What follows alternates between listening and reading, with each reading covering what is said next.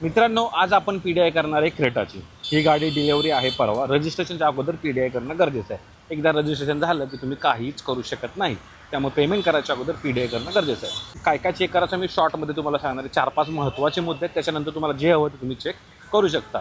जेवढं कराल तेवढं कमीच आहे। नंबर 1, पहिला जो तुम्हाला विन नंबर दिला तो विन नंबर जे सेल्समनने दिला तोच विन नंबर या गाडीवर असला पाहिजे। आता क्रेटा आहे, तिथे सीट कव्हरच्या खाली हा विन नंबर तुम्हाला इथे पाहायला मिळेल, तो मॅच झालाच पाहिजे, हा या गाडीवर मॅच होतो। सेकंड आहे डेंट आणि पेंट चेक करायचे। म्हणजे हा तुम्ही गाडी आहे ॲक्च्युली पाऊस खूप आहे आणि प्रकाशामध्ये तुम्हाला केलं पाहिजे, तर ही गाडी थोडी आम्ही साईडला घेतली जेणेकरून पाऊससुद्धा लागणार नाही। तर इथे तुम्ही बघू शकता साईडनं तुम्ही पेंट चेक करू शकता, ठीक आहे। किंवा तुम्ही हात लावला ना तरी तुम्हाला समजून येईल ही गाडी पेंट केली की नाही। आणि तुम्हाला सगळे जे पॅनल्स आहेत ना मित्रांनो, ते सुद्धा समजून येतील की बाबा हे अनइवन दिसतील जर ते ओपन केले असतील। सगळे फ्लुइड लेवल चेक करा, ओके। ऑइल असेल, कूलंट असेल, ब्रेक ऑइल असेल आणि ॲबनॉर्मल नॉईस इंजिनमधून येते का नाही ते सुद्धा चेक करा। जर गाडी पुढून ठोकली असेल, साईडनं ठोकली असेल, ते सगळे नट बोल्ट्स चेक करा। त्याच्यावर तुम्हाला आहे ना त्याचे निशान्स दिसून येतील जर ते ओपन केले असेल। आणि मॅन्युफॅक्चरिंग इयर टायरची सुद्धा चेक करा।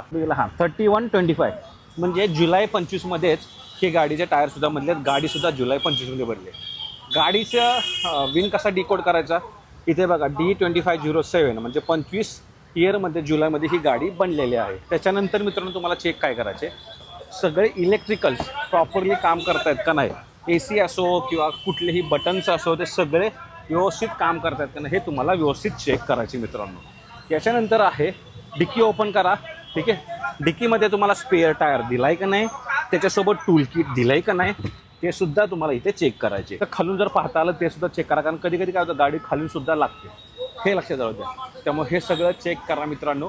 आणि लास्ट बट नॉट लिस्ट आहे ते ओडोमीटर रीडिंग। 100 किलोमीटरच्या वर नसलं पाहिजे, 50च्या वर तर नसलंच पाहिजे, पण 50च्या वर असेल तर तुम्ही जस्टिफिकेशन मागा। कधी कधी स्टॉक यार्ड खूप दूर असतं, तर 100 किलोमीटरच्या वर मित्रांनो कधी ही गाडी तुमची चालली नसली पाहिजे, ओके।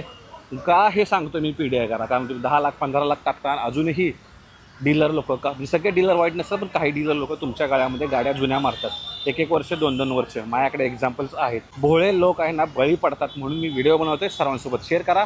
धन्यवाद। जय महाराष्ट्र।